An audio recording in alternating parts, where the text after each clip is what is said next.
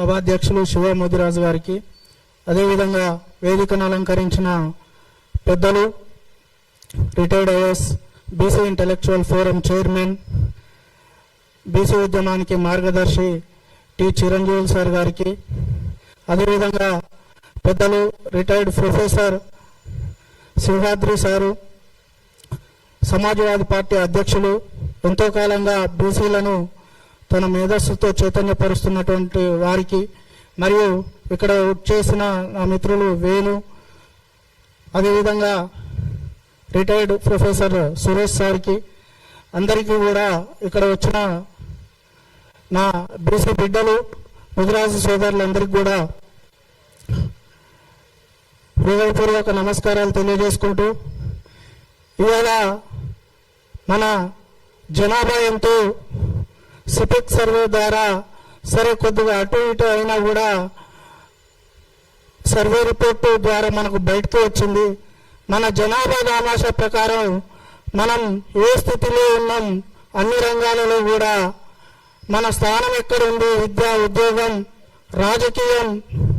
మరియు real estate కానీ, hospitals,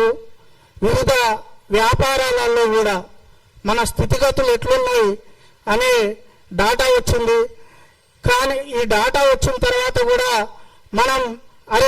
మన జనాభా ఎంత ఉంది అని తెలుసుకోవడానికి ఆ డాటాని పరిపూర్ణంగా అధ్యయనం చేసే పరిస్థితి ఇవాళ నా బీసీ కులాలలో ఏ కోశాన కూడా లేకపోవడం చాలా బాధాకరమైన విషయం. ఎందుకంటే మన కళ్ళ ముందు ఇంతవరకు డాటా చెప్పేటోళ్ళు ఎవరు లేరు. ఈరోజు డాటా బయటికి వచ్చిన తర్వాత కూడా మన పరిస్థితులు ఎట్లున్నాయి, మన బతుకు తెరువు ఎట్లుంది, మన భవిష్యత్తు ఎట్లున్నది, మన పిల్లల భవిష్యత్తు ఎట్లుండాలి అని ఆ డాటా ప్రకారం మనం నిర్ణయించుకొని అడుగులు వేయాల్సినటువంటి సందర్భంలో మనం వాటి మీద సంపూర్ణంగా అధ్యయనం చేయకపోవడం, ఆ రకంగా మన వర్గాలని మనం ఎక్కడెక్కడ వెనుకబడ్డాం ఆ లోటుపాట్లను చూపించి మనం ఏ విధంగా ముందడుగు వేయాలి అని మన సమాజాన్ని మొత్తం కూడా చైతన్యపరుస్తూ ఇలాంటి డాటాని మీద చర్చలు పెట్టడంలో మిత్రుడు శివముదిరాజు ముందడుగు వేయడం, ముఖ్యంగా అత్యంత జనాభా కలిగినటువంటి ముదిరాజ్ జనాభాలో ఎంతమంది ఇంతవరకు విద్య, ఉద్యోగ రంగాల్లో, రాజకీయ రంగాల్లో, వ్యాపార రంగాల్లో ముందున్నారనేది చూసుకొని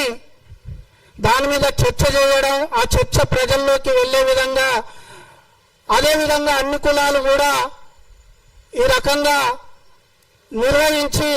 ఈ యొక్క చర్చను ముందుకు తీసుకుపోయి ఆ